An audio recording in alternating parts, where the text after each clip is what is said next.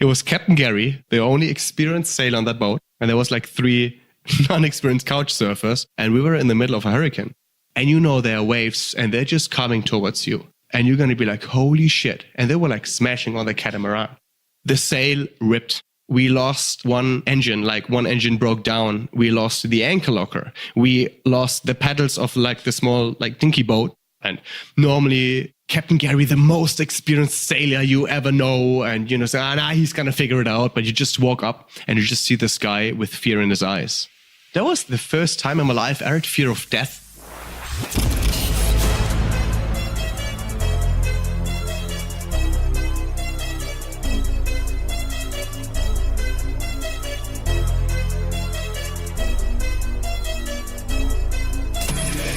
This is the Maverick Show, where you'll meet today's most interesting real estate investors, entrepreneurs, and world travelers, and learn the strategies and tactics they use to succeed. And now, here's your host, Matt Bowles.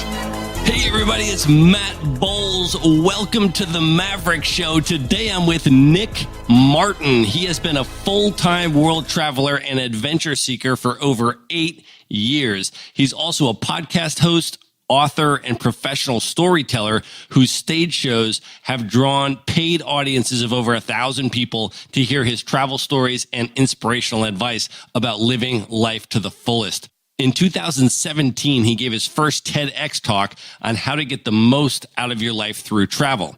He's also the founder of Travel University, which is dedicated to helping people realize their own travel dreams away from social expectations and career pressure. All of Nick's work is built around his core belief that every person can give back more and transform the world into a better place by learning for themselves what it means to live out their own dreams. And his primary personal aspiration is that he wants to look back on his life at some point with a grin on his face, laugh to himself, and say, hell yeah, what a ride. Nick, welcome to the show. Thank you. Now, as a full disclosure to our audience here, this is actually our 3rd attempt to record this show. This was conceptualized. You and I were on the dance floor at 3:00 in the morning, and you had just bought me a shot of Sambuca, and we were talking about travel stories, and I said, I need to interview you for my podcast. How about we do it tomorrow? And you said, great, and we agreed on the time and the place. And I was like, man, is this guy going to remember to show up? Because at 3:00 in the morning, I'm not sure he was in the condition to remember that. And sure enough, you didn't show up. You apologized to me later. We set it up for the following day, and the following day, you showed up immediately on time. We recorded an epic conversation, and I had an audio glitch problem with my recording, and the audio was unusable. So I have just bought another bottle of wine for Nick, which I told him would be even better than the first bottle of wine in our conversation, to get him to come back one more time and record this, because he has some truly spectacular life experiences, travel stories, and advice to share. We are currently doing this interview on the beach in Brazil. We are in the beach town of Pipa. We just got here a couple days ago, so we can literally see the ocean from where we are recording this interview. And Nick, great to have you back. Thank you. I'm pumped to be back for the 2nd time. And the first time was truly amazing. But I think like with this bottle of red wine, it's going to be even better. It's going to be even better, Matt, I can tell you. Now, have you been to Brazil before? No, actually, it's my first time. And how is it going for you so far? Since I got here today, like yesterday. Today, I went to a beach, Madeira. It's like, 10 minutes with a car. I was surfing there. So first time surfing in Brazil, first time surfing on a longboard, and fucking first time surfing with dolphins. What? Like, literally, I'm high on life right now. Like, I surfed with dolphins today. Like, they were like 3 meters away. I was like, holy shit, like my friend Bjorn. I was like, Bjorn, have you seen it? He's like, what? I was like, the fucking dolphins are right there. And I was like, holy shit, like nobody would believe me that. It's amazing. Like surfing with dolphins. Oh my God. Like it's fucking amazing. And you've surfed all around the world. Yeah. In a number of different places. And this was your first experience like this surfing. I almost could like touch it. Like I didn't intend to touch them, but they were just like 2 or 3 meters away. And I was like, holy shit, it was amazing. It was breathtaking. Unbelievable. Wow. So that's amazing. So I don't surf, but maybe I should start learning to surf in a place like this. Seriously, the waves are not that big right now. So you can get out and get like a longboard and it's quite easy to surf. I may do that. And I'm also going to try kite surfing. We're going to go up to Jerry next week. I think you're going to go as well. Jerry Kwakwa or something like that. Yeah. That's right. Yeah. And have you kite surfed before? Yes, I've tried it in Dahab in Egypt. To be honest, it's not my thing. Like I'm more like a wave surfer because like with the kite and like all the equipment and it's just like too much stuff to concentrate. I mean, I know you have to, give it some time, but I'm more like, yep, let's paddle and let's just pop up and surf the waves and wave to the dolphins and yeah. I love it. So let's start a little bit with your backstory. You've now been traveling the world full time for 8 years. Let's start a little bit with your backstory in terms of what led up to that. What was your life like before you started traveling and what led to that decision? Ooh, all right. Long way back. So we time travel now to the year 2009. Back then, I was 22 years old and I used to be an IT businessman. So, wearing a suit, driving a fancy, nice business car, an Audi A3, being 22. And I was kind of like a dickhead. I was really like materialistic. And I thought, oh, you know what? I can drive this car and, make this decent amount of money. And, just the normal Monday to Friday rat race I had. In 2009, in March, something happened. So I went on my annual leave. So I flew to New Zealand. And March is like the prime time of winter depression. So everybody just walks around and, they haven't seen like the sun for like ages. And they're just like really negative. They just spread around negative vibes. And it's just like gray and rainy and dizzy and I don't like it. And at that time, I flew to New Zealand, to the other side of the world. And there, the southern hemisphere, it was summer. It was 25 degrees. I rented a van. And the first day, as soon as I hopped in the van, I drove along the highway and I came along a really beautiful beach. And I was like, oh my God, I just want to stay there for the night. So I parked my van. I walked out, instant, this kind of like MacGyver feeling came up. And I was like, oh, I need to do a bonfire. I was just like walking along the beach and like getting some wood to start a fire. Like other backpackers joined me. We had like some decent food. We shared some wine like we do right now. We shared some travel stories. So actually like just those guys shared some travel stories because I haven't, lived through so many at that time. That night, something really crazy, really special happened. And like when I walked back to my van, like I went to bed and I fell asleep to the sound of the ocean. I had this huge smile on my face. And back then in 2009, I could not remember when it was the last time I just was like purely happy and like satisfied and just with a smile on my face, I could just fall asleep, without any, thoughts in my head and something like that. So it was just purely amazing. And the next day I woke up and something even more crazy happened because I still smile. And that went on for like 3 weeks. Every single day I was meeting new people and I had new adventures and I discovered the landscapes of New Zealand for myself and it was amazing. And after 3 weeks I came back into this like really cold and gray Germany and I was like, I don't like it. I think it lasted for like maybe 4 or 5 weeks. I had like this feeling in me of like in my stomach, in my guts of like this, I don't know what happened, but something might have happened in New Zealand. Then actually I thought about my life, about the trails, like when you imagine your life on train tracks, I could purely like see myself walking on the same tracks for like another 5 years, 10 years, 15 years, 20 years. And of course I would gain some more money. I would maybe become like CEO of like a company or, being like a higher salesman or whatever. But as I imagined that picture of myself, in 20, 25 years, I was really scared about that.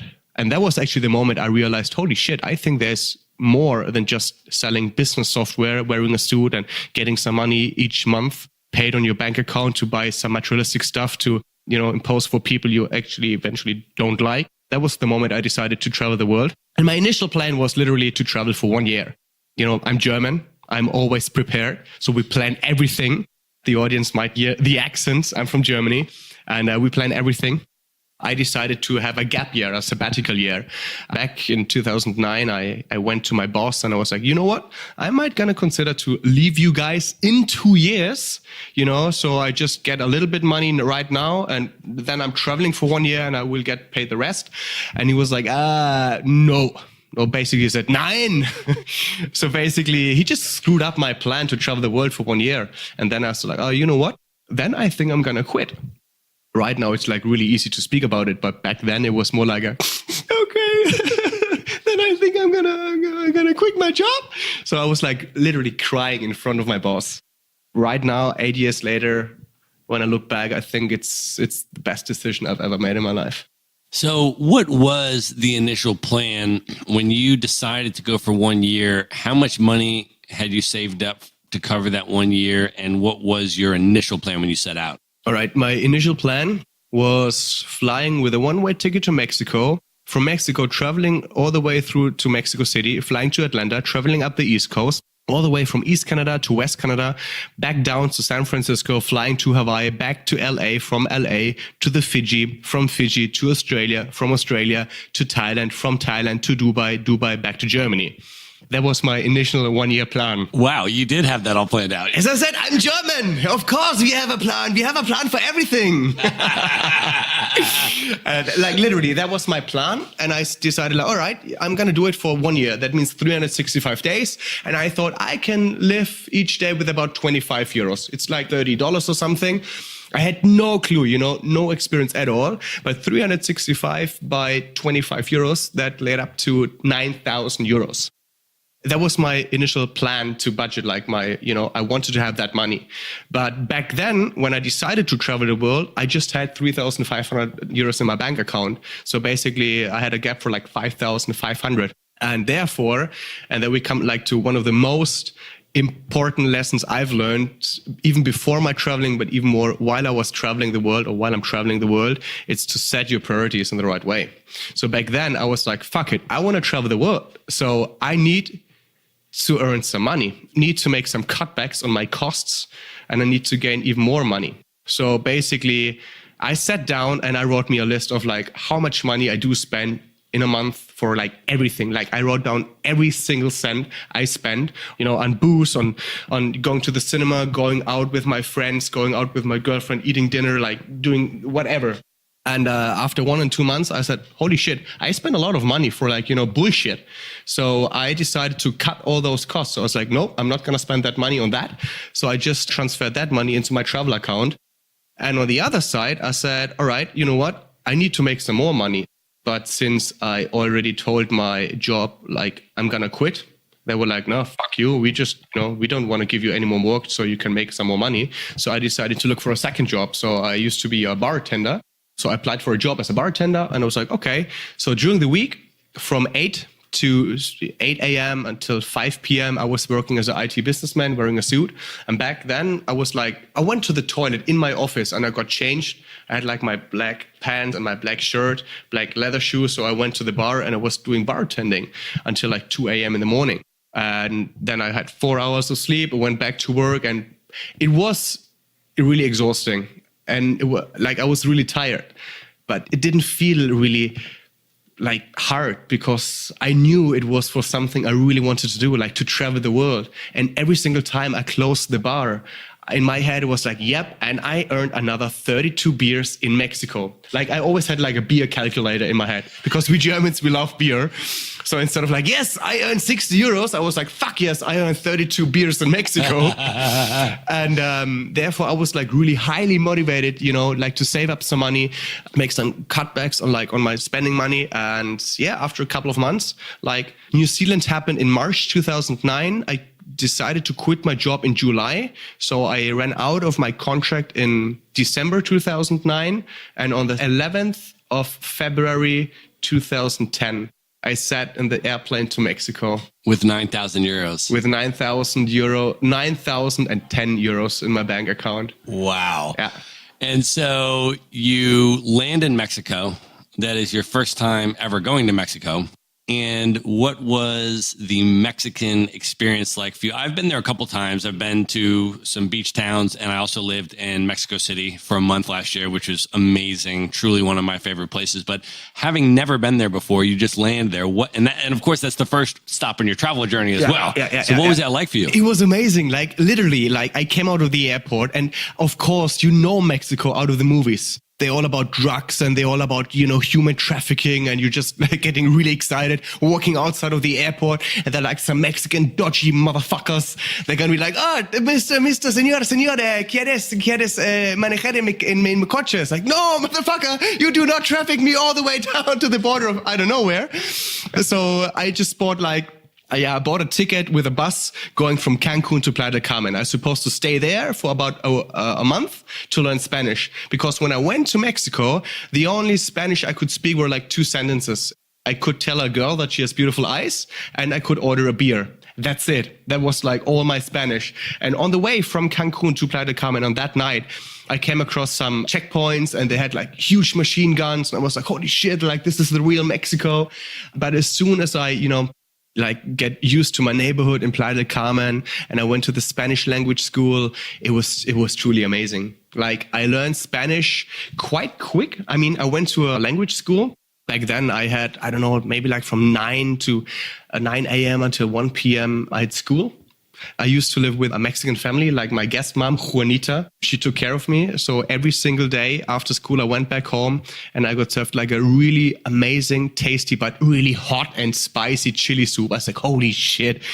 Like that burned twice, like at least, sometimes 3 times.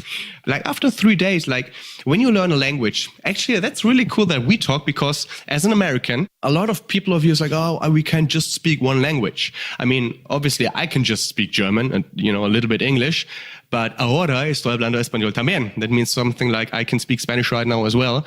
But a lot of people are really scared to learn a language.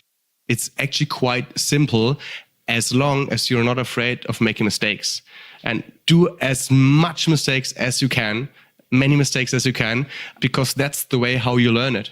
So for example, I learned Spanish in the first place, or like I conjugated verbs. Like I was like, I speak, you speak, we speak, they speak. Like it sounds a little bit different in Spanish, but that was like 5 days, just like to conjugate verbs. And on the 3rd day, I came home, I ate this chili soup and I really wanted to talk Spanish with my guest mom, Juanita. And I told her, Juanita, and I told her in Spanish that I'm like a really good cook. Like back home, I could cook better than my mom. And I was really fascinated, to tell her that kind of a compliment. And she just looked at me and she just stood up and she just, smacked my face. I was like, holy shit, what is going on? Excuse me, I just gave you a compliment. As a German, I got quite offended. It's like, was ist da los? Warum schlägst du mich? So basically, I was like, holy shit, I don't know what was going on. And she just walked away and I couldn't see her for the rest of the day.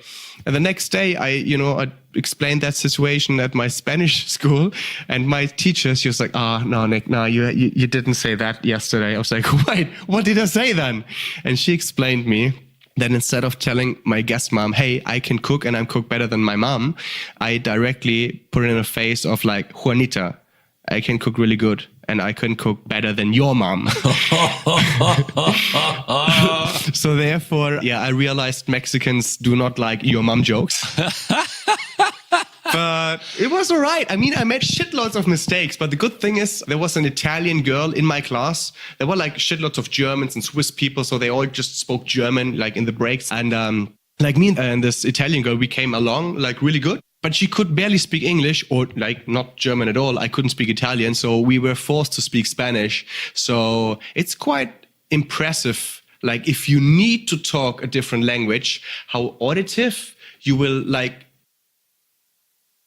after like 4 weeks, I was walking around in Mexico and people asked me like, excuse me, but where are you from? Are you Italian? I was like, fuck no, I'm not Italian. But apparently now when I speak Spanish as a German, I sound Italian. You speak it with the Italian accent. Yes, it's like, me puedes, por favor, una cerveza, por favor. Yeah. That's amazing. Yeah. I too had amazing experiences with the people of Mexico in Mexico and all of that. And I feel like Mexico is such an amazingly, diverse country in that Mexico City as an urban metropolis is just truly extraordinary. But then the beaches are also amazing. And if you can get out in a boat, that's also amazing. The beaches are amazing, like in Yucatan, like Playa del Carmen, Tulum, Isla Holbox, or like Zipolite, Puerto Escondido, me encanta getting back to the Spanish right now. The wine works, I tell you, the wine works. No, but it's truly amazing. Like I really fell in love with Mexico, with the country, with the people. They're like really lovely, and the food is amazing.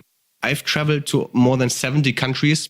My favorite food is definitely Mexican. Choriqueso, pico de gallo. It's mouth watering. It's amazing. I agree. And it's so cheap, and you can get the street food tacos, which are just spicy and amazing and inexpensive. And at 2:00 in the morning, it's the best food ever. It's the best. It's the thing best you'll food. ever taste. And like, to be honest, and also in Asia, like when you go out and you have street food, it's even more hygienic than eating out in restaurants, because you can actually like see where they cook, and so they're gonna like keep their stuff clean. You don't know like how dodgy it could be like in the kitchen of like, you know, back in the restaurant or something. So I would highly recommend.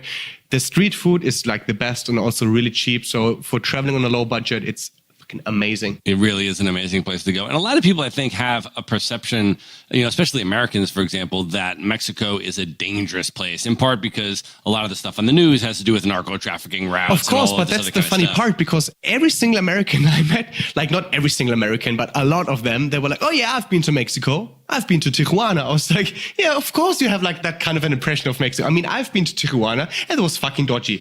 Like I went to San Diego and I went back to Tijuana for Cinco de Mayo, which is like, you know, like this celebrating day in Mexico. And like, it was crazy. Or like Ciudad de Juarez, like you're not supposed to go there. There is like the narcotics and the like narcos and human trafficking and shit's going on. And to be honest, what I also realized is when you're able to speak the language, like I don't speak Spanish like in a professional way, but even if you're able to communicate with the locals, they give you credits for it. Like they will treat you with way more respect than just when you say, hola, me puedes traer una Coca-Cola, por favor. No, it's not going to work like that. Like you really have to like give effort into it.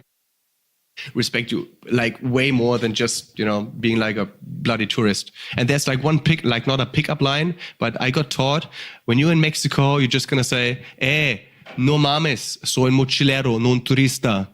That basically means don't fuck with me. I'm a fucking backpacker, not a fucking tourist, motherfucker. That's amazing. So from your Mexican experience as your first stop, what are sort of the highlights, memories? I mean, is there a particular experience that stands out to you? Well, because you already mentioned like the boat thing in Mexico. Actually, I used to do a lot of couch surfing back then. When I was on the west coast of Mexico, I was actually able to couch surf on a catamaran. I started in Mazunte with the initial plan to go just to San Cabo de Lucas. That was like a 3-day trip, like 3 nights, 3 days. It was amazing. Our crew, like it was just like, you know, we are couch surfing. This one guy, like Gary, like he's from, I don't know, like somewhere from the States.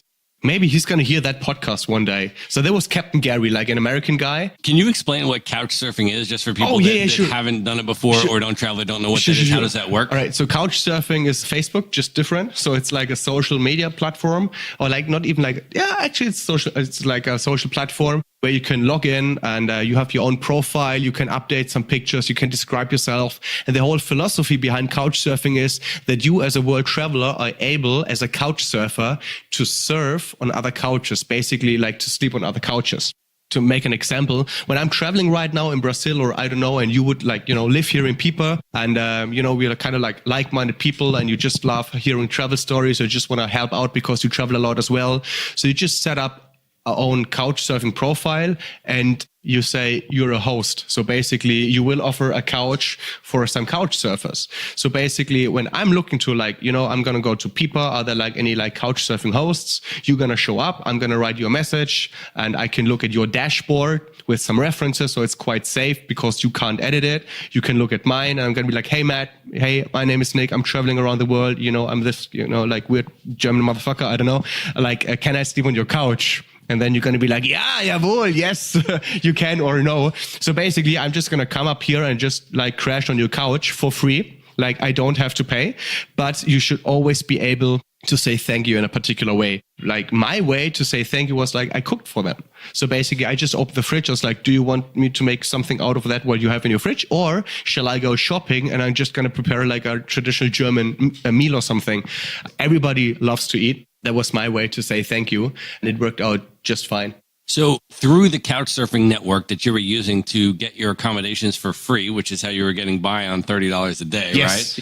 Right? You were able to land a couch surfing spot on a catamaran? Yes. That sounds amazing. I know. I don't know if it's still possible, but sometimes, like back in the days, you log on couch surfing and you're just going to type in where you are right now. And they say like, spots available next to you. And I was like, all right, there's like, like a nice picture of a catamaran. I was like, all right, I just clicked on it. I was like, holy shit, this guy's offering like a couch on like a bed on a catamaran. I was like, you know what? I'm just gonna ride that guy. He messaged me back, and I know I was like 3 days away from Mazatlan where we started. He was like, yes, okay, it's all right. I'm gonna give you more details. I don't know, like maybe tomorrow. But I was like, oh shit, I really need to be there in like 2 days. So I just hopped on a bus, and I had no confirmation or nothing, but I just went for it. Like back in the days, I was not experienced with it, but to go with the flow, it is amazing. Like what stuff can happen. It's truly like amazing. So I actually ended up in Mazatlan, and I just walked down the harbor. That was 2010. I had no smartphone. I had no laptop with me, no nothing. And I just walked around the harbor, and I was like, okay, right, I know how this guy looks like. So, and a catamaran, like, it was like 34 feet long. I shouldn't miss it. But there was no catamaran, no nothing. I was like, shit. And I waited for about like an hour and a half, 2 hours. So there was like a guy coming with like, how do you guys call like this really like tiny wooden boats? Yeah, like a rowboat? Yes, a rowboat. Yeah, so it's like a huge guy, like 2 meters tall, came. He's like, "Are you Nick?" I was like, "Fuck yeah, I'm Nick." But who are you? He's like, "I'm Gary." I was like, "What the fuck?" Like you said, it's a catamaran, not like a fucking like rowboat. He's like, "Yeah, it's we just gonna like go with that rowboat to the catamaran. It's over there." I was like, "Oh, okay, I see." So I jumped on the catamaran, and I just met my crew. The crew was Captain Gary, the only experienced sailor on that boat. There was another couch surfer from Portland. His name is JC, and another couch surfer, Emil, from Sweden. So there was a German guy, a Swedish guy, and a guy from Portland, and Captain Gary. The three of us, we were like, we could not sail at all, and it was Captain Gary. And it's supposed to be one of the greatest adventures in my life. And to be continued. If we were doing commercial, we'd do a commercial break right now, because I have not heard this story yet, folks, in terms of exactly how this unfolded. But one of the greatest adventures and one of the earliest ones. This was your first. This was the beginning of your world travels. Yeah, it was still my first country. I've traveled through Mexico for like 3 months, and I met some crazy people, and I was riding a scooter through Mexico with this Italian girl. I just fell in love with traveling, and I could not believe that so many things were possible when you just go with the flow, when you trust your guts, when you trust your heart, when you really go out there and be patient, and you're going to be kind, and you're just going to be really open-minded. Like the whole world is going to transform for you. And it's just amazing how things work out. And like being on that catamaran, and the trip's supposed to be for 3 days, and it was amazing. Like I had no clue about sailing, and I thought, oh, maybe, I can, be behind the steering wheel of that catamaran. But there was no way, because they were like he was almost like a German, like Captain Gary, because there were like proper like cleaning shifts and like sailing shifts. And yeah, it was really like planned. Because everybody of us, we had to do like, some of us had to do the cleaning, some of us had to do the cooking and the sailing and everything. But it was truly amazing, since I've seen dolphins, whales, and sharks, and like in the middle of the Pacific Ocean, like it was crystal clear, and you just jump in front of the catamaran and it just sails over you, and you just grab a rope and you can just hang there for like miles, and it's amazing. Like it was truly amazing. And in the middle of the night, like my sailing time was from 2 a.m. until 6 a.m. So basically it was like pitch black, like you couldn't see everything. Like literally you stand on that catamaran, everybody was sleeping apart from JC, because he was seasick, so you could just hear him like vomiting all the time. It's like bleh! And so basically, you just steer the catamaran, and you put your hand in front of your face, and you could not see it. It is pitch black.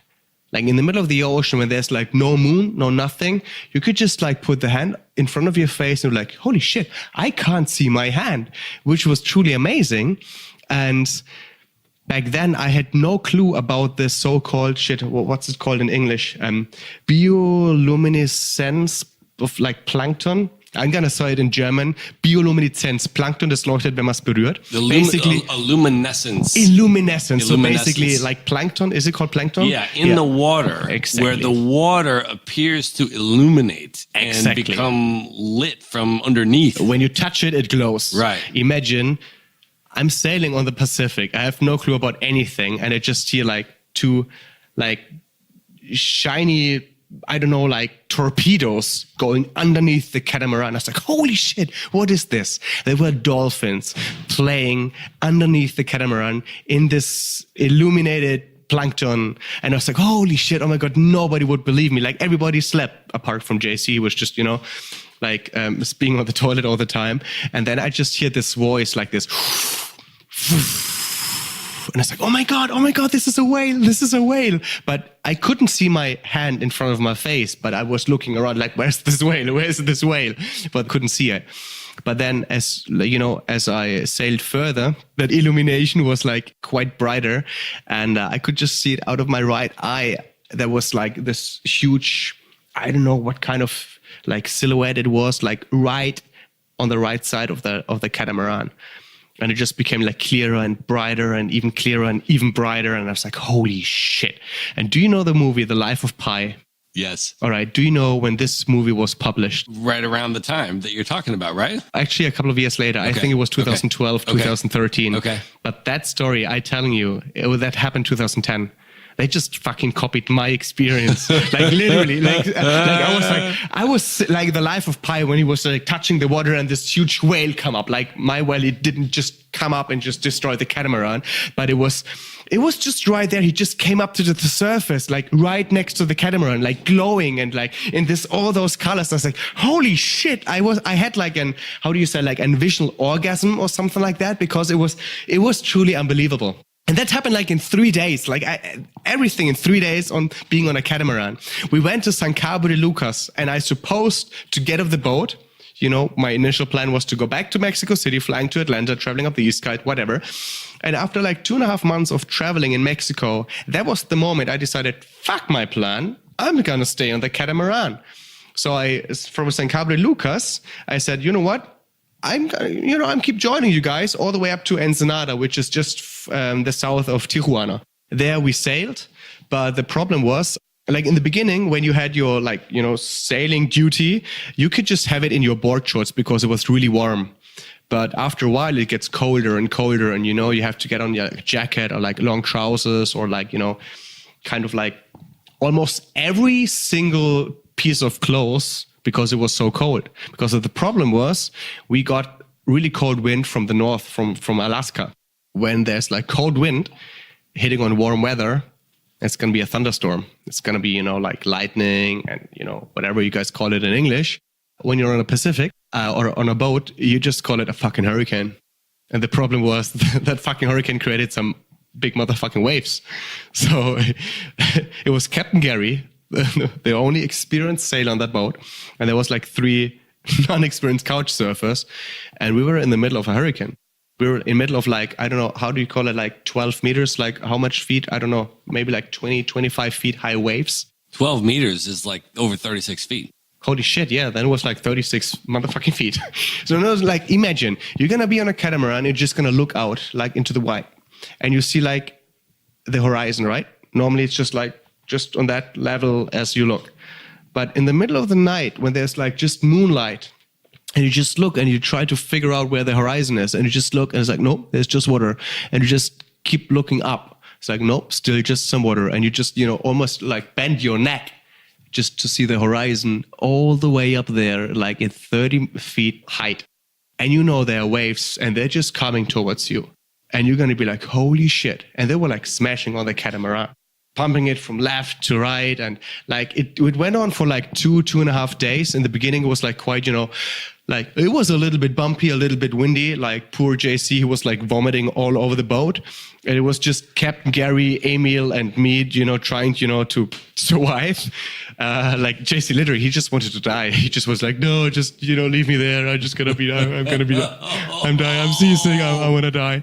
Like imagine at 2:00 in the morning, you got woken up by Emil. He's like, Nick, come on up. We have to put the sail down because it's too windy. Otherwise the sail's gonna like rip apart. And I was like, shit. Okay. So we came up, and normally Captain Gary, the most experienced sailor you ever know, and say, he's gonna figure it out. But you just walk up and you just see this guy with fear in his eyes. And he's just yelling towards you. It's like, you guys, you do not walk on that catamaran without, holding on to something. Do you understand me? And I was like, holy shit, what is wrong? So the initial plan was to put down the sail because it was too windy. Like, long story, keeping it short, the sail ripped and we lost one engine. Like, one engine broke down. We lost the anchor locker. We lost the paddles of like the small like dinky boat thing. Like, everything went wrong this night. Whatever could go wrong, it got wrong. It was a mess. Like, we went through big waves and we were just like yelling at each other. Like, one point, Captain Gary just said, you guys, you know what? Fuck it, just hold on to something and just pray that, that we're going to survive that night. It was, I don't know, like 5 o'clock in the morning. Like, I was really close to like crying, but I couldn't, because that was the problem, because that was the first time in my life I had fear of death. It's quite hard to, to explain it in words, even like in a foreign language, but you don't think about how you look or how much money you have or what the future's going to bring or like what your friends thinking about you. You just have like this one clear thought of like, fuck, I want to survive. And you do not have that clearance. You don't have that safetiness of, oh, you're going to survive. You don't have it. And that's a fucking weird feeling, I can tell you. The sail ripped, one of the motors went out, and you lost your dinghy, and you were going on a catamaran with only one experienced sailor over 36-foot waves. Yep. That is unbelievable. It is. So how did that turn out? What ultimately... Well, we went through that night. The storm went kind of over. We tried to anchor behind like a really, really tiny island, but the surface was like really like it went up and down. So there was like no way to anchor in a proper way. And since we lost the locker for the anchor, every single time we had to like pull up like with our like muscles, like 30 feet of chain. And it's fucking heavy, I can tell you that. And sometimes you're just like, whew, you're exhausted and you just let go. And all the others are just like, shit. Like, we almost punched each other's faces because we were like down to our last single like nerve. It was a strange situation since we all got really close at that moment because we had to survive. But on the other side, we just wanted to smash each other's faces because there was no safetyness. It's quite interesting how the human mind works in extreme situations. I mean, now I can, like, as I speak, I survived. Everybody survived on that boat, even JC. Like, he got like 10 kilos lighter or something. But true, poor JC. No, but to be honest, the storm went over and we tried to fix the sail with like another sail. We just like cut apart and we just like tried to stitch it. And then we went up to Ensenada. We tried to sail with one engine and with the sail and the engine. And we finally got to Ensenada. And that was the last time it was not the last time I set foot on a catamaran. Actually, when I went from Panama to Colombia, I set foot on a catamaran again. But that was a couple of years later. Like right now, I would say it was one of the craziest and hardest and like life-changing moments. And back then I was like, I do never, ever want to experience that again. Right now, actually, I'm quite happy that I experienced it. What is your biggest takeaway from that experience years later, 7 or 8 years later, whatever it's been now, looking back on that? What was your biggest takeaway from that? Actually, there are two. Number one is that people will change in extreme situations. So, I mean, yes, I do trust people, but I know that when it comes to like really extreme situations, people, they will change. And the second one is you never know what's going to happen. So you can enjoy your life right now, like live in the moment. Just imagine me being on a catamaran, having fear of death, having all those kind of crazy adventures. And after a couple of years, you're coming back home and waiting on a bus station of like, all right, when does this bus going to appear? And all the people around you is like, they complain about, oh, the bus is 5 minutes late. Oh, and I'm just looking at them like, you have fucking problems, don't you? Like, you don't have any problems in your life. Like, if you're going to hear that podcast and if you're going to type into your computer, you're able to speak, you're able to read, and you have like a decent income. Oh, you can be smart, and even if you don't have any income, you can do something about it.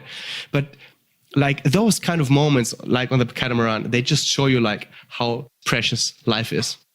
Absolutely, man. Wow.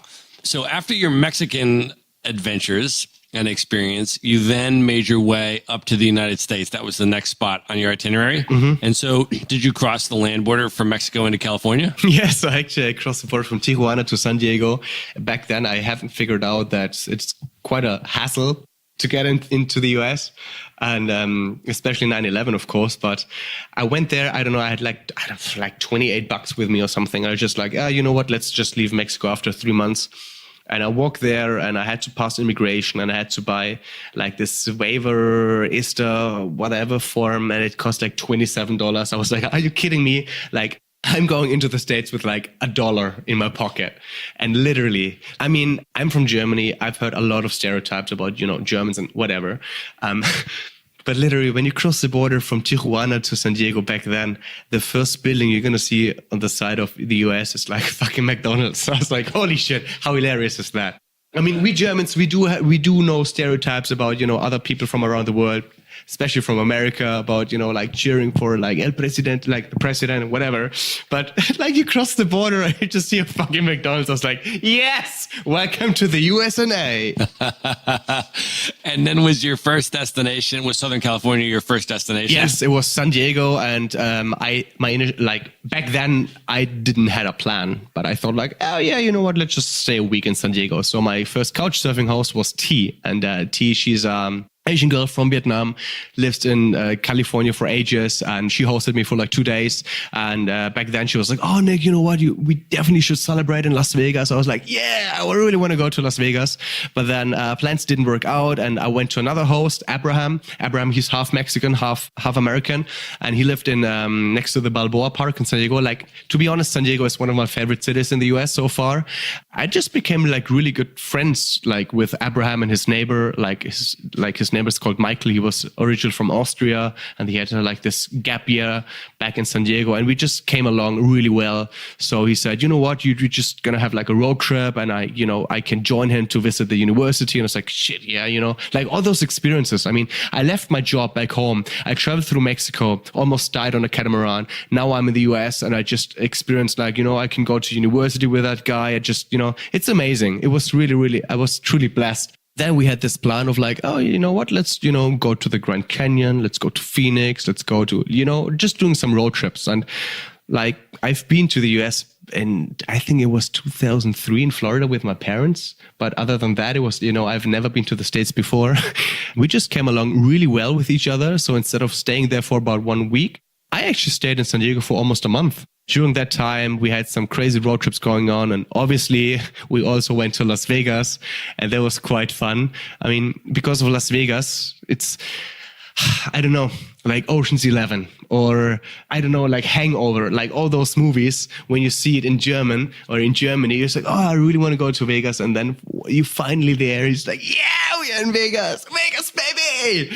So we partied hard, and I gambled, and I lost. And the next morning I was like, shit, I lost $100, which is nothing, by the way. Like literally as a low budget backpacker, you just walk into a casino and just like, all right, I'm going to have $100 with me.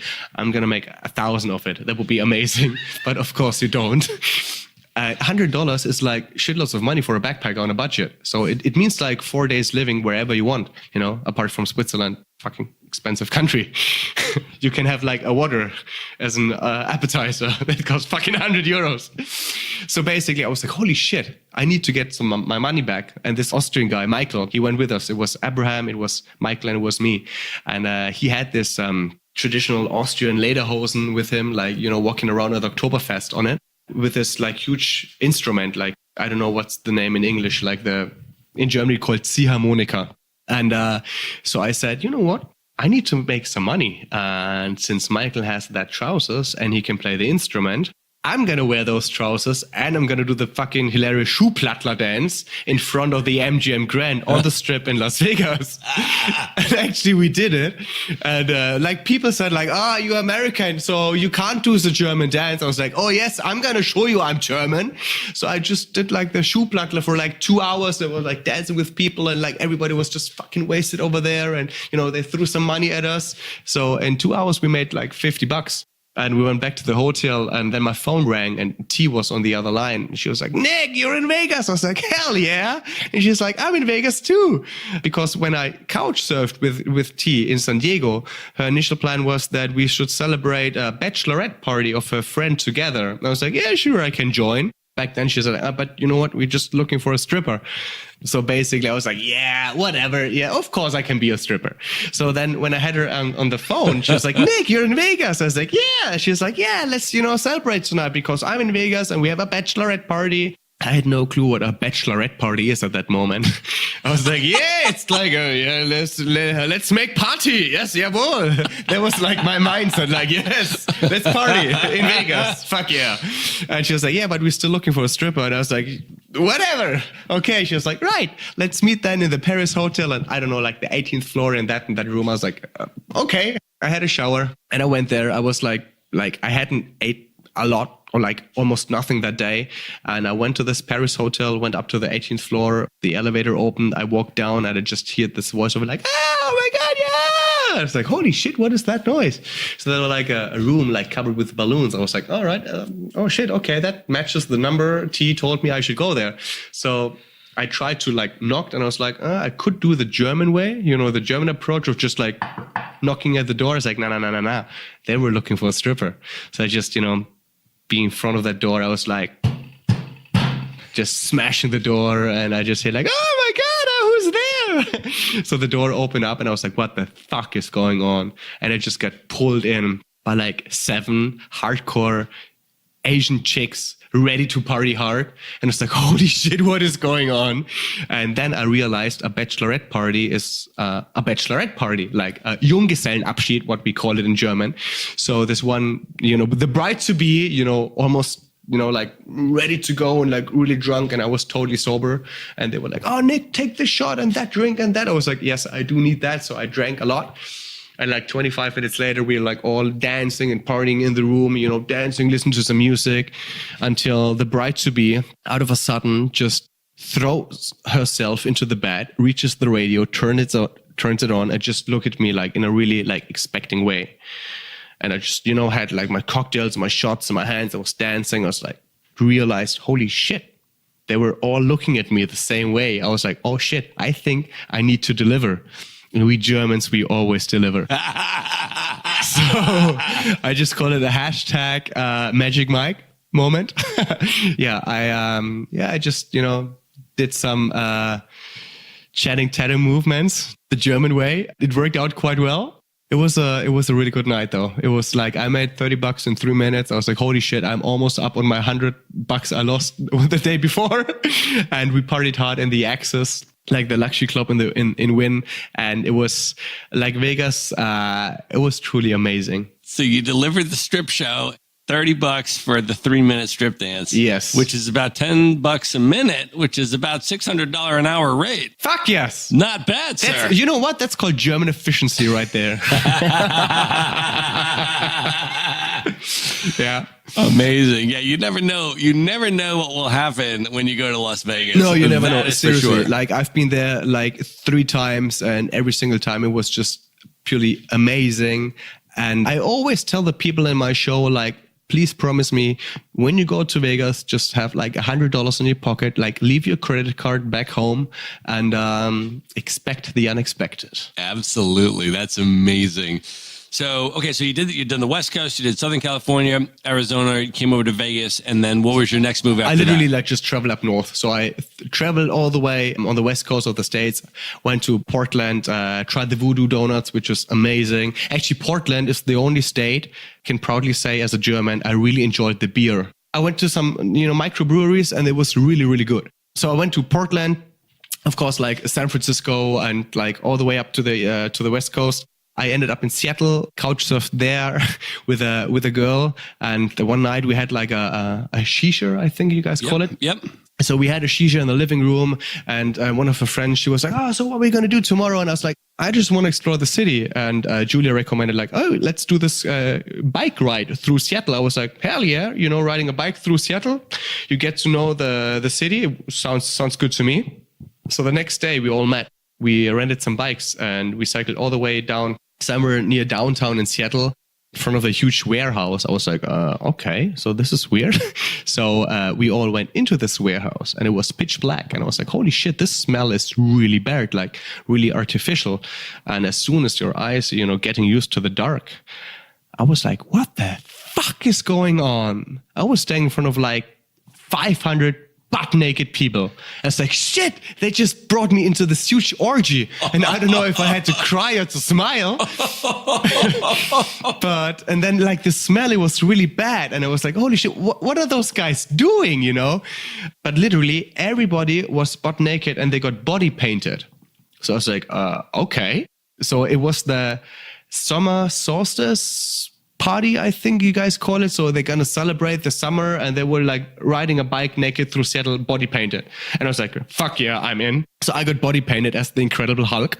So while I was standing with, I don't know, like in the end, it was like about 800 people. So I was standing butt naked in that warehouse in Seattle. I've never been before, totally naked. And got, I just painted myself like the tummy and the arms and like the legs. Everything was like green and like, the part from the knees to the hips, it would, covering it blue. So this one girl showed up. She was like, excuse me, do you want me to paint your balls? I'm like, fuck yes, I do want you to paint my balls. So just painted my balls blue. I was like, fuck yeah, man. It's all about living life to the fullest. Yeah, so basically I rode a bike naked through Seattle with amongst 800 other people and just screaming like, oh, I'm the Incredible Hulk. Don't make me angry. Yeah. That is amazing. Wow. Well, that is definitely an American invention. Now, at this point, you are how much through your journey? I mean, how long did you spend in the U.S.? About 6 months. About 6 months in the U.S.? No, 3 months Mexico, journey. 3 months. 3 and 3. Yeah, 3 and 3. Then you went. Then I went through Canada for like another 3 months. And that was like the World Cup 2010. And like in Germany, we loved playing soccer. And it's like, yeah, World Cup, go Germany. And it was in Canada and nobody gives a shit about soccer in Canada. And I knew there was like the first game. It was Germany against Australia and we won 4-1. I was like, yeah, let's celebrate. And normally in Germany, we just hop in our cars and run through the city, honking the shit out of the cars. Like, yeah, Germany, Germany. I watched the game. I was like, yeah, let's celebrate. Let's do something. And like the one guy's like, yes, let's mow the lawn. I was like, fuck no, man, I want to celebrate. So I went to a pub, but nobody was there. So I just had a couple of beers by myself. Yeah, so I went through Canada. I had some amazing experience in Canada as well. Literally, like my show goes on for almost 4 hours. So like that podcast can go on for like at least another 12 hours. And so after Canada, though, you then went to, was Asia next? Did you go to, was Fiji? It was Fiji. Yeah. So I went through the west coast of the States, went from west to east in Canada, went down to New York, flew back to the west coast. And then I had a flight from Los Angeles towards Fiji. I was supposed to do some island hopping in the Fijis for like 3 weeks.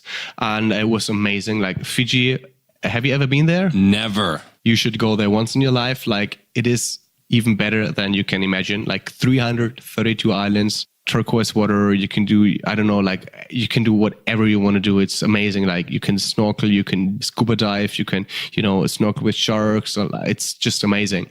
And like 2.5 weeks into my trip in the Fijis, doing some island hopping, I was on this one island and like Fijians, if they do something, they're going to do it with 100%. Like if they smile, they don't do it like, ha ha ha. They're going to be like, they just like, out of the guts. It's just like whatever they do, they're going to do with 100%. Also playing volleyball. Like if you're going to be on Fiji and you're going to play volleyball, message me if you're going to win a game against Fijians, because I've in those 3 weeks, I've never won against a Fijian team. After 2.5 weeks, we played volleyball at this beach at 9 a.m. in the morning, and then like for 2 hours, and everybody was sweaty and really hot. So we went for a dip in the ocean, came back to the beach.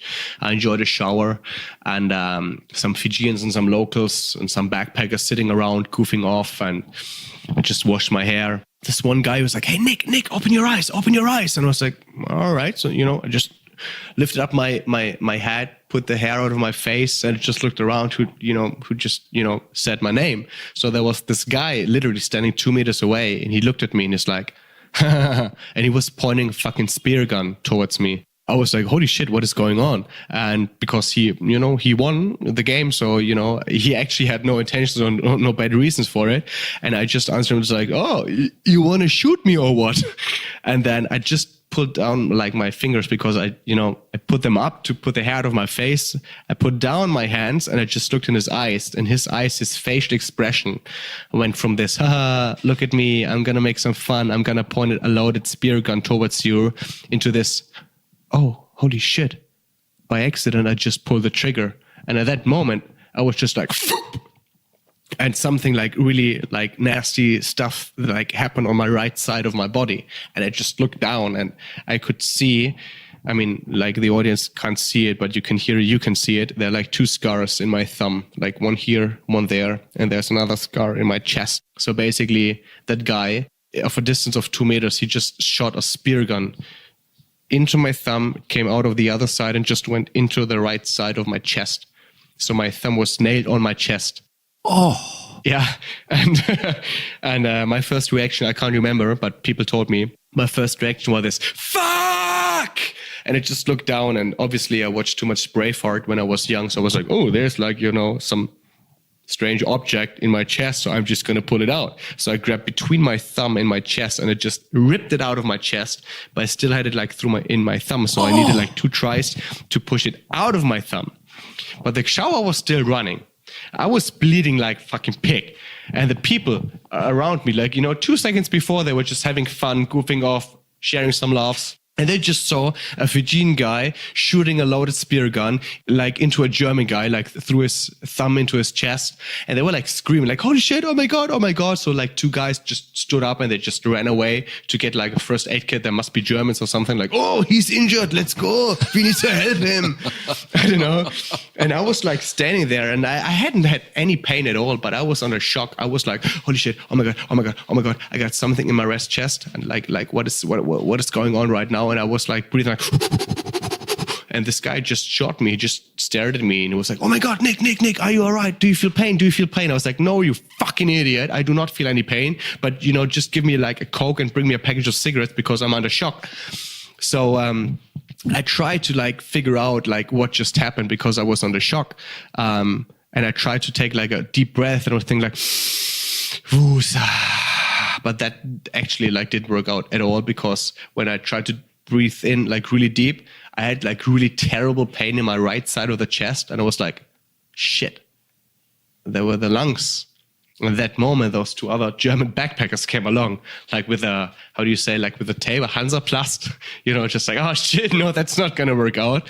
Like if that happens in the US, the ambulance would come straight away and they would just grab you and just, drive you into the next hospital, ask you for like, have you have Obamacare or not, or something like that.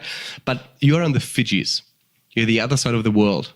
There is no fucking ambulance. There is nothing on that island. So I literally had to wait for about 45 minutes to get picked up by a fisher with his fishing boat. Like I was smoking almost like a pack of cigarettes during that time. I was like smoking if there's like some smoke coming out of the lungs or not.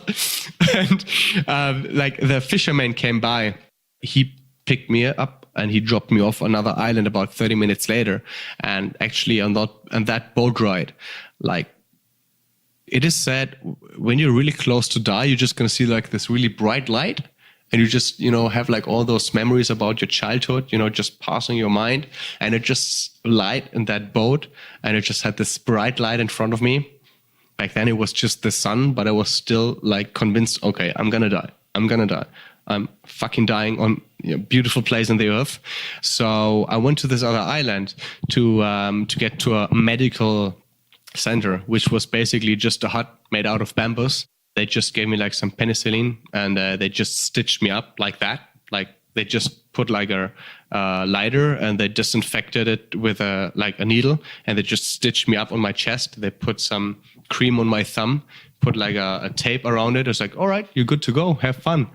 I was like, holy shit, are you guys like, what the fuck? And instead of like flying out of the Fijis, because that was at the end of my trip, I decided to stay on another island. Like I really wanted to leave that island I got shot on.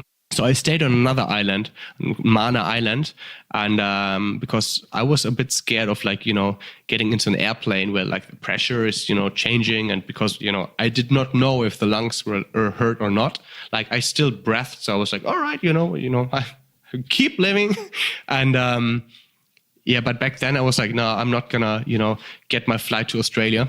I ended up eventually living on the Fijis for about 2 months, until my chest got better, but I ran out of money. Like I ran out of money because there's no ATM on those islands. So basically, what do you do when you ran out of money traveling? Apart from, being a stripper, is you just look for a institution or like a hostel or something. You can just like, swap your time against money. So basically, I used to do like, I was being the chef, the technician, the animator, the entertainer, like the cleaning lady. I was doing like those kind of jobs just to stay there for free. So I ended up living in Fiji on one of the most beautiful islands in the world I've ever seen, totally for free. I got to know the locals because I worked with them. It was an amazing experience. I celebrated Christmas with them. I supported a technical dive scuba school. I went on the islands a couple of times where, what's the movie called with Tom Hanks and Wilson? Castaway? Yes, it was Castaway. Castaway was filmed in Fiji, and there was like the specific island. My job was on a boat, to drive other backpackers to that island every single day. Like it was a fucking dream job. So as I said, in the beginning, at the same as the catamaran trip, it sounds really negative, but I was quite happy that something like that happened. Since then, you just know to appreciate the time you have on this planet. And it just worked out really well for me. And I got to know amazing people. Like we call ourselves the Mana crew because it's called the Mana Island. And we've been like a guy from Canada, me as a German, 3 guys from England, 1 from Ireland. And we actually met already 3 times, all of us together after Fiji. We had a meetup in London. We're going to meet up in Vegas in 2020. It's going to be fucking amazing. Yeah, everything happens for a reason. Wow. So this was now coming towards the end of your first year, which was the initial time that you had allotted for your trip. And then the plan after the first year was to maybe go back and get your job again in Germany and that kind of stuff. But as we now know from the introduction, your trip and travel adventures and passion for seeing the world has now extended for another 7 years. Exactly. So can you talk a little bit about that, sort of the choice to extend it, and then also, after your sort of manual labor to make enough money to live off of, and and this kind of stuff, you've now come up with very incredibly strategic ways to monetize the travel adventures that you're having in the form of doing podcasts and writing books and creating courses and doing live stage shows that people come to see. And all of that, you've figured out a way to monetize your passion so you can keep doing what you love and then be able to make money off of it. So can you talk a little bit about how you basically came to that realization and then executed that all the way up to the point of last year doing your TEDx talk? All right. So basically, from the Fijis on, I went to Australia. I was 9 months on the go. And I was like, holy shit, I cannot go back to Germany in 3 months. So I basically, as a German, we can use our work and travel holiday visa in Australia and a couple of other countries. So we can officially work there and make some money. Before I started my trip, I set my priorities right to save up some money to go traveling. In Australia, I set up my priorities to work there, to make some money, to continue to travel. So basically, I thought, instead of like having 1 or 2 jobs, I'm going to find myself 5 jobs at the same time. So I literally worked 7 days a week for 16 hours straight every single day. And it was like really like grinding it down. After like 3 months, I made almost like 15 grand, like 15,000 Australian dollars. So I went back to Germany with about 12,000 euros, which was more than I left Germany 2 years ago. So basically, I lived in Australia for almost a year. I went to Asia and like to Vietnam, to Cambodia, to Laos, to Thailand, and been to Indonesia, to Malaysia. And after like 2 years, I went back home just to figure out that it was not just this 2 years gap in my CV. It was more like a passion because I already like knew it. I felt it in my body that, there was something there because I was not satisfied. I went back and I was like, holy shit, everything changed so much. Like I had a really bad travel depression until I realized, to be honest, nothing changed. The only one who changed is myself. Because of all the experiences, all the adventures, all the characters, all the people I met, all the stuff I learned, I went through. So therefore, I traveled again for 1.5 years in Central and South America. My girlfriend back in Germany, and then we went to like Central and South America together. After 3.5 years of traveling, some friends I met along the way, they told me, hey, Nick, there's the Swiss airline announced this kind of like job opportunity to travel the world for 6 months and getting paid for it. It's like, shit, yeah, that sounds like me. Literally, I got this job. I traveled the world for 6 more months and I got paid. And I had to, write articles. I had to do Instagram. I had to Twitter. I had to write articles for the like onboard magazine. So I had to do like a lot of work in German and in English. At that time, I realized, holy shit, actually, I built up some expertise in like the travel sector, and that a lot of people came along and they were like, oh, Nick, I'm so jealous. I wish I had your life. I wanted to travel the world. How did you do it? And it was constantly on Facebook and email and writing those people about, how I started, how I did it, what I went through, what kind of adventures I lived through. And eventually I didn't get bored of it, but I was kind of like, oh, shit, I have to tell this story like 100th time. So I was like, you know what? I'm just going to gather a bunch of people around who always ask me about my adventures back home, and I'm just going to tell it live.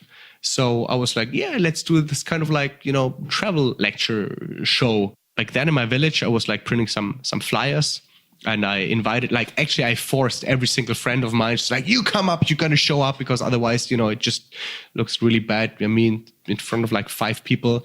But in the end, there were almost 50 people there. Like the whole room was like full. It was packed. And I spoke for like 5.5 hours. Wow. Yeah. It was like, I was like chronically going through like, my travels around the world for like almost 5 years.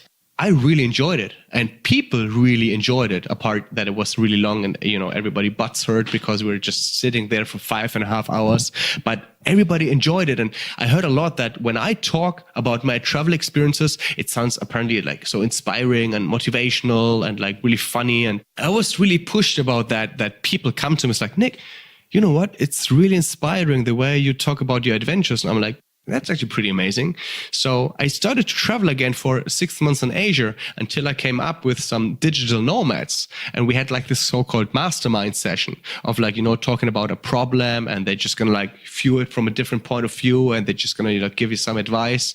And I actually ended up thinking about, you know what? If I'm going to love to talk about my travel adventures, and I love to inspire people, and people will get inspiration from my adventures I lived all the way throughout the world, why not doing this a semi-professional way? So I ended up creating a Facebook event in German, in Berlin. Even if I'm not from Berlin, but I thought, I'm going to know a couple of people so they can, make some, commercial for it, or, they can just spread the word. And that was on my 30th birthday. That was like in May 2016, when I flew back from Thailand over Dubai to Germany. In Dubai, I celebrated my 30th birthday, and I had no internet connection for 3 days. When I went back to Germany, my mobile phone didn't stop to vibrate. I was like, shit, what's going on? So the Facebook event I set off went kind of like viral. So there were like 7,000 people interested. I was like, holy shit. Like literally, I was sitting in Bangkok. I was like, oh, you know what? I could call it like what I'm going to call it. Like, I've traveled the world for 6 years. Okay. Traveling the world for 6 years. Well, there must be a subtitle. In Germany, we have this phrase when you sit in front of your employee, or like if you're going to apply for a job and he just looks at your CV and he's going to be like, oh, you're going to have a gap in your CV. What is this? And you just reply like, yeah, it was fucking amazing. So basically, I just call it traveling the world for 6 years, the most amazing gap in your CV. And people got crazy. And I thought, oh shit, okay, now I should, get like a ticket system and like people, just like selling tickets. And, I had no clue about anything about being an entrepreneur, about how to sell stuff, how to price it right and whatever. But it's all about experience. I always say 2.5 years ago, I just stumbled into being an entrepreneur. Like that was my first show in Berlin. after the 5.5 hours talk with my friends, I sold tickets. It was sold out in 24 hours. And I was like, all right, maybe I'm going to do like additional talk in Berlin, and then maybe in Leipzig, and maybe in Hamburg, and maybe in Cologne, and maybe in Munich, and maybe in Frankfurt. And it just went on and on and on and on. And nowadays I have more than 70 talks in 4 German-speaking countries, like in Germany, Liechtenstein, Austria, and Switzerland, and with more than 20,000 participants in those shows. In the beginning, I have to say, yes, it was amazing to make money.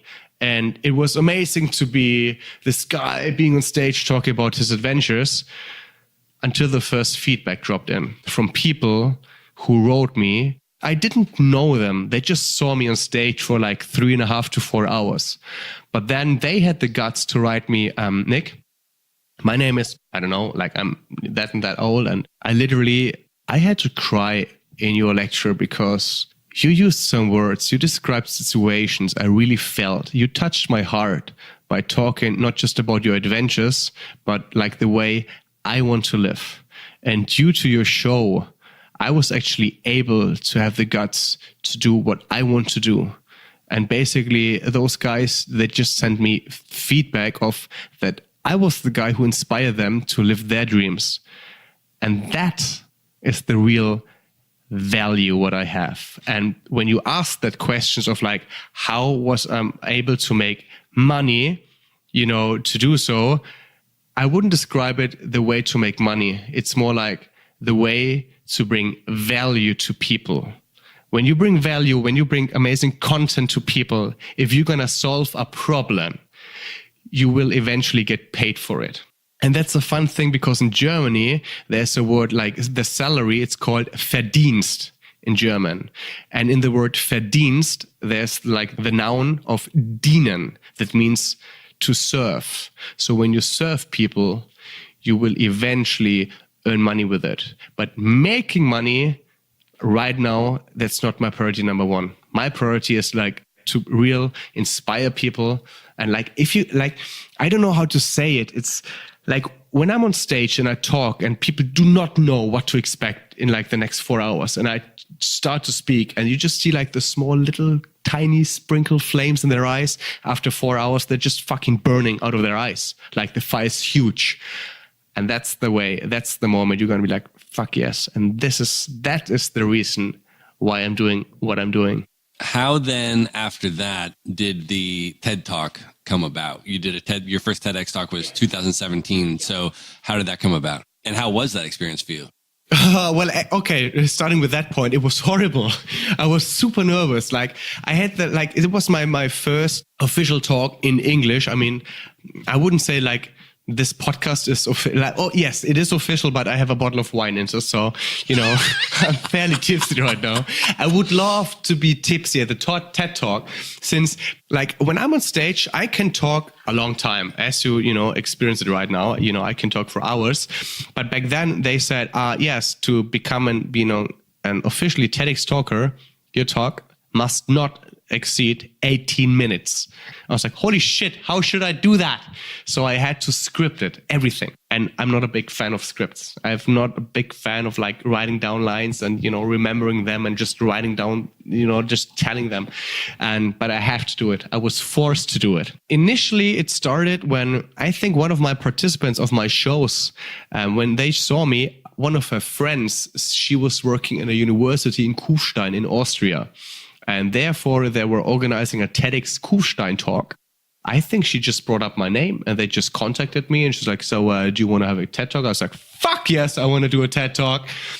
And after that, I realized it had to be in English. It had to be under 18 minutes. I was like, oh, shit. So I was super nervous. Like right now, when I'm going on YouTube and I just, YouTube for like Nick Martin, Live Life to the Fullest TEDx, I'm shaking. It's like, oh my God, like this is like so not me. Like I was super nervous. And like this one guy, I commented why he wrote a comment of like, why does this guy have an Indian accent? I was like, what the fuck?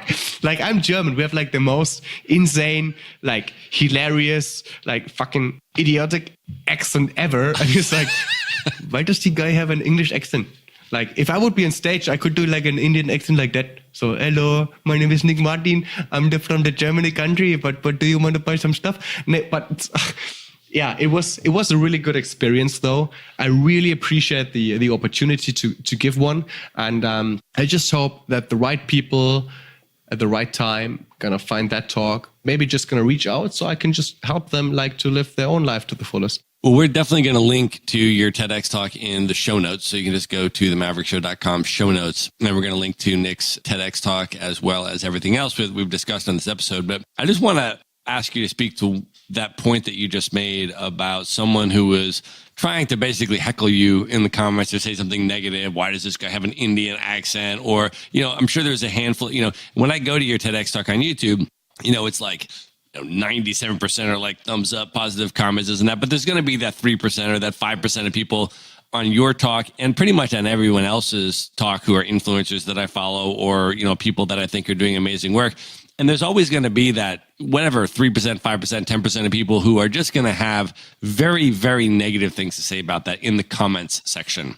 And for me, it certainly happens with me as well and everyone. And so when that happens, when people make negative comments, that can be really hurtful, and it can really, I think, emotionally affect people and debilitate them. And I wanted to just ask you about how you process that and how you handle those negative comments. That's actually a really, really good question, Matt. I think it's a process. Like in the beginning, I was super, super offended when some guys visiting my show wrote a bad comment about, oh, this show sucks. Like he's fucking dickhead. No, he's like, they just like wrote some really bad stuff. But then I realized other people commented on his comment about like, no, it was fucking amazing and it was really nice and it was really good. And that's actually like the key point about not giving the fuck about people who do not appreciate it, because you always know that there are 79% of people who really enjoyed it. And actually my goal or my aim is like when I do a show that there will be just one person in the audience, I might gonna have the opportunity to change. So when they walk out of that after that presentation and they think, you know what, if that guy can do it, I can definitely do it, then I totally reached my goal. Because what else do you want to do? Like, of course, when you do have like an episode of the Maverick show and, it's about like a really specific topic or whatever, there will be some haters. Haters gonna hate. It's always like that. But there will be this one person you're gonna change. And to be honest, that's supposed to be your goal. And if you can reach that, fuck the others. That's amazing. And I agree with that. And I want to just emphasize that, for everybody listening, because a lot of people, that listen to this show that are maybe at the beginning of their journey and they're willing to put themselves out there and try their best and put out their best content, deliver their best value. And with 100% certainty, there is going to be a certain percentage of people that are going to make very negative comments about whatever it is that you're putting out there. And I think one of the most important things, especially in the early days, right, is to inoculate yourself and prepare for that and understand that a certain percentage is going to have that disposition towards whatever it is that you're doing.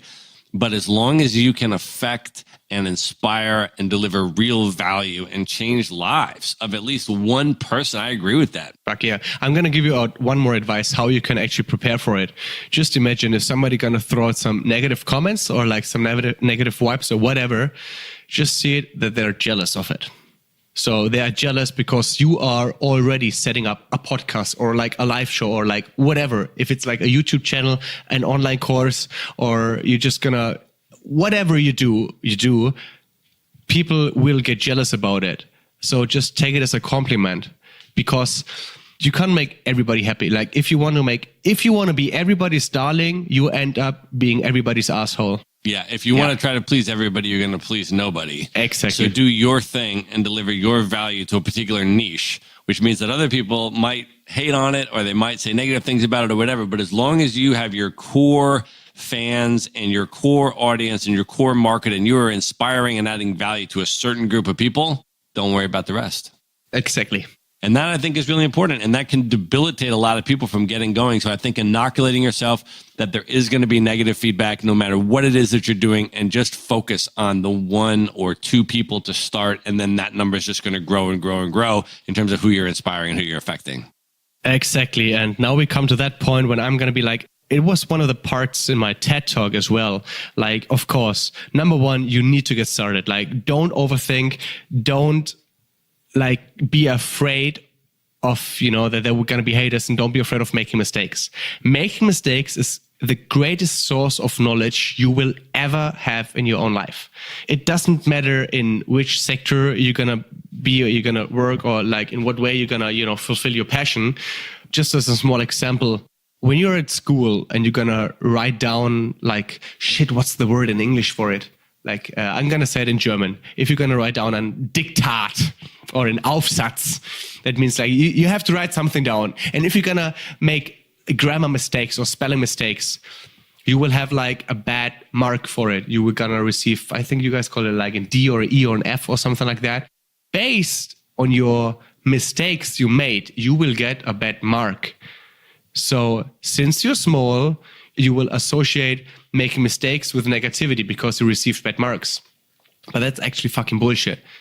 I always say making mistakes, you can actually put on the same level as getting experience. Because when you make, like as a small child, you have to throw your fingers on like the stove and realize, fuck yeah, this is hot. So you won't do it ever again. It doesn't matter if you always get told like, oh, don't put your fingers on the stove because it's hot. You have to get that experience. You have to make that mistake. And that's throughout your whole life. Just throw yourself out there and make shitloads of mistakes and learn from them. It is okay to make mistakes. It's not a bad thing. It's just gaining experience and learning from them. And the next time you're going to make it better. I think that's right. And the same is true with different failures that you can have. And this is especially true for entrepreneurs and business owners. I mean, people know that listen to the Maverick Show that whenever I have a business owner on, we're always talking about failures that they made. And most of them have made failure after failure after failure before they were finally able to chart a path to success, because they learned from every failure and every mistake, and they took a lesson from that and applied it to the next venture. And the key is to just keep on going and applying the lessons that you learn, because you're going to make mistakes for the rest of your life. The only question is whether or not you choose to learn from them and then, build from there. Yeah, and keep being on that path instead of like, oh no, I've made some mistakes, I should maybe do something else. No, just keep on track, keep going, and eventually you will gonna get the results you wish for. Nick, at this point, are you ready for some lightning round questions? Fuck, I don't know. Like the wine is already empty. The water is empty. I'm like, yeah, go for it. Go for it, man. Here we go. The lightning round. What is one book that has most influenced you over the years that you would recommend to people? I would not say influence, but it's my favorite book from Paulo Coelho, The Alchemist. Like, I've read it about 10 times, and every single time I can read between the lines. Awesome. What is one app or productivity tool or gadget that you're currently using that you would most recommend? All right. Since I almost got lost today to walk up to your apartment, like behind the scenes, Matt just sent me through a really fucking dodgy area to get to his apartment to do that podcast. He was like, oh yeah, Nick, you're just going to be like 5 minutes away. Like, this is my address. I just put it like on my Google Maps. And I just walked like through a fucking dodgy area, like through like a small town in Brazil. I was like, holy shit, like it's called Rua de Matar. And like matar means in Spanish, like to kill. I was like, is this guy for real? Seriously.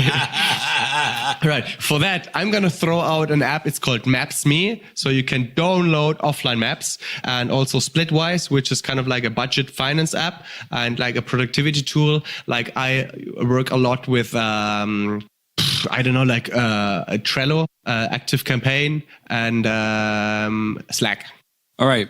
If you were able to go back in time and give one piece of advice to your 18-year-old self, what would it be? What would you say to 18-year-old Nick?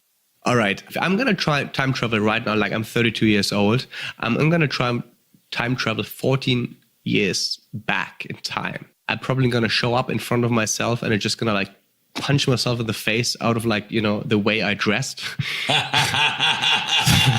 Seriously. But after that, I think I would actually just like reach out my hand, and I'm just gonna like give myself a handshake.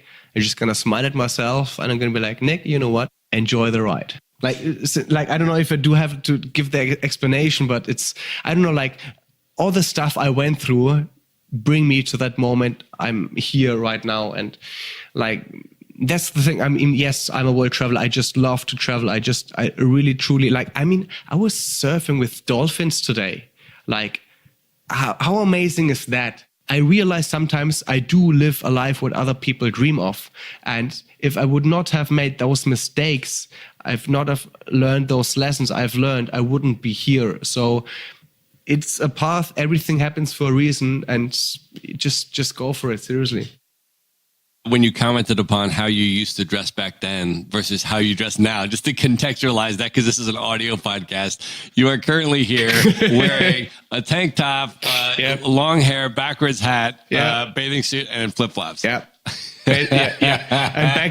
No, seriously, like that's the thing. In Germany, we have this phrase, Kleider machen Leute. That means what people dress, they are. So basically, when you walk around, I don't know, like New York or San Diego or whatever, and you're just going to see like this guy in his fancy suit, you always think that he's really, really successful. But I'll give you an advice here. Those people are going to work for people who are wearing a board shorts, flip-flops, and back hat, and just sitting in front of the ocean. Like, seriously, like, just go with intuition.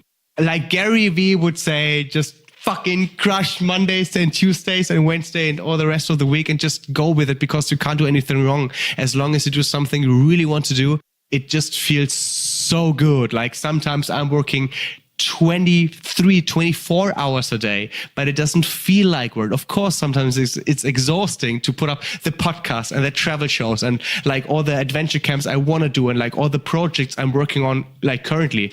But on the other side, I'm still able to go out to surf with a friend with dolphins today. It's fucking amazing. Like life is a gift. So just treat it like that. Great advice. Okay, on with the lightning round. What are your top 3 travel destinations that you've ever been that you would most recommend people visit? All right. As you asked, I'm going to throw out that answer. I do not have a favorite travel destination, because I always say it's not about the country. It's more about the adventure you live there and the people you met there. So therefore, I have to say I'm going to categorize it. And I would say the most beautiful beaches so far, in my own opinion, out of my own experiences, is in Fiji, in Zanzibar, and Philippines. The best food, it's going to be number 1 in Mexico, and number 2 in Thailand, number 3 in India. The best fun, of course, the United States. The best landscapes, I would say Canada, Peru, Bolivia, and Vietnam. The best lifestyle in Australia. Wow. And of the beaches, you said the Fiji, and what was the second one you said? Fiji, the Philippines, and Zanzibar. Zanzibar.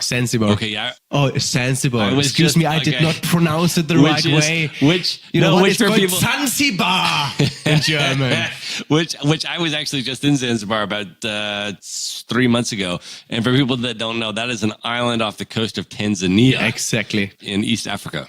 Oh yeah, and there's like this one huge advice I'm going to give you right now of traveling the world for 8 years, because that happened to me in Dar es Salaam, which is the capital of Tanzania.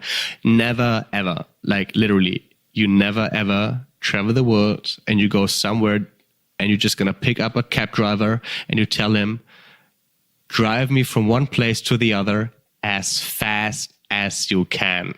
This is a huge mistake. I've done that mistake in Tanzania, and those guys, they're fucking like, they take it for real.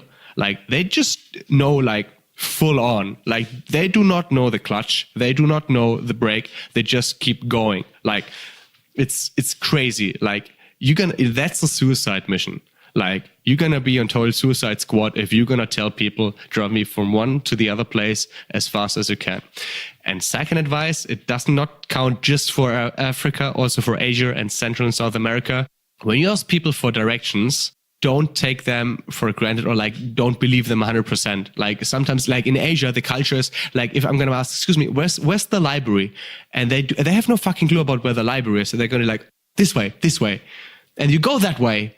And there is no fucking library. And in Africa, it's like, oh, yeah, man, library is, you go, you're there. Like, it's insane how people can lie into your face because they don't know the direction. So always keep in mind, ask yourself and like download Maps.me, download the offline maps, and you're just going to figure it out by yourself. That is good advice. A lot of people that have no idea will absolutely speak with confidence and certainty. Exactly. As if they know exactly where they're sending you. No question about it. Like Matt did it just before. It's like, Nick, yeah, let's meet at this apartment. This is the address. And he just sent me to a fucking dodgy area. Yeah.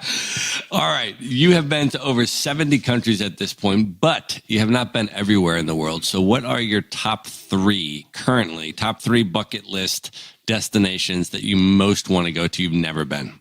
I definitely want to do the Trans-Siberian Railway through Russia, Mongolia, and China. I really wanted to do it last year, but it didn't work out well.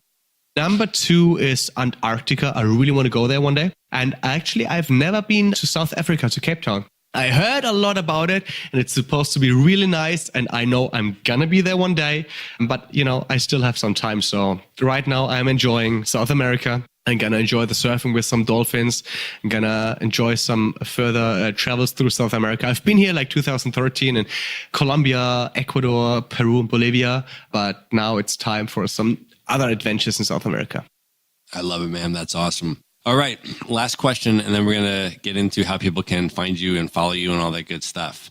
What does it mean to live life to the fullest, and how should people listening to this podcast think about that and apply it to their own lives? That's a really good question, Matt. Like, when I say to live life to the fullest, I can just tell about my own experience. What does it mean to live life to the fullest to me? Like to travel, to go out and live adventures and be open-minded and be really generous and be really respectful to others. Maybe it means like another totally different style to different people. But if I'm gonna lying down in my deathbed and I'm gonna take like the last breath in my life, I just want to close my eyes and think back about the time, what I lived through. I just want to have really like this amazing, like biggest smile in my face ever and thinking about, hell yeah, what a ride. Like Mark Twain actually summed it up really nice of like, in 20 years from now, you're going to regret more those things you haven't done than the things you did. So just go out and explore it. Just don't take yourself too serious and just go out, drop a smile, be generous, and like you have just like this one life you can remember. So just go for it and live it to the fullest, whatever that means for you. I love that, man. So let's let people know how they can contact you, how they can follow your adventures on social media, and anything you want to share about what's next for Nick Martin in the future coming up. Right now, I think you're probably going to follow me on Instagram. It's like the user's like travel_echo. So far, it's like the Insta story is quite a lot in German because like I have like this German, like base, but just drop me a message of like, Nick, shit, I've heard you talking drunken at the Maverick show. And let's please do some content in English, and I'm going to go for it. Then you can find me on Facebook, nickmartin.travelecho. And like my shows so far, it's called 6 Jahre Weltreisen, die geilste Lücke im Lebenslauf. Yep, that was proper German. I can repeat it in a proper way. 6 Jahre Weltreisen, die geilste Lücke im Lebenslauf. So far, it's just in German, but here's the good news. I'm planning to put that show into a slightly different format, but then going international, like English speaking in 2020. So maybe somebody's going to hear it and they're going to be like, Nick, you know what? I'm going to write you an email. We're going to figure out like some venues in the US. Like it would be a dream of me, of, like performing in the US. It would be amazing. Let's see. Everything happens for a reason. And there might be this one person who's going to listen to the Maverick show and it's like, yep, I'm going to look on travel-echo.com and going to shoot me an email. And So travel_echo. We are going to put all of the links and all of the ways you can contact Nick, all of his social media handles in one place on the show notes page at themaverickshow.com. And you can feel free to shoot him a direct message. And then by following you on social media, obviously people will then hear about when you launch the English language show, when you come to the US, and they'll be in your ecosystem and be able to follow everything that you're doing. So we will put all of that in one place. Nick, thank you so much for doing our third attempt is the winner, man. The third attempt is the winner. Thank you so much for coming back and being here, man. It's been amazing. You know what? Fuck it. Let's do it a fourth time with another bottle of wine. I'm happy to do it. No, seriously. Thank you so much for being part of the Maverick Show. And yeah, I hope I could give you some value to your audience. And thank you so much for letting me be here. All right. Good night, everybody. Be sure to visit the show notes page at themaverickshow.com for direct links to all the books, people, and resources mentioned in this episode. You'll find all that and much more at themaverickshow.com.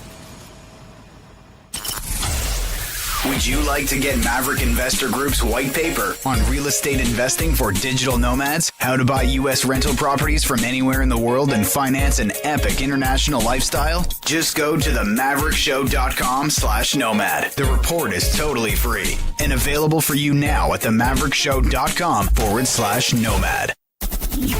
Do you want to learn how to travel the world for a year plus with carry-on luggage only and look good while you're doing it? Go to themaverickshow.com/packing to see a free recorded webinar and learn exactly how Matt does it. He shows you the luggage he uses, the specific items he packs, and the travel brands he likes most. Even if you're just looking to go on shorter trips, but pack more efficiently and eliminate your checked luggage, you won't want to miss this. You can watch the free recorded webinar at themaverickshow.com/packing.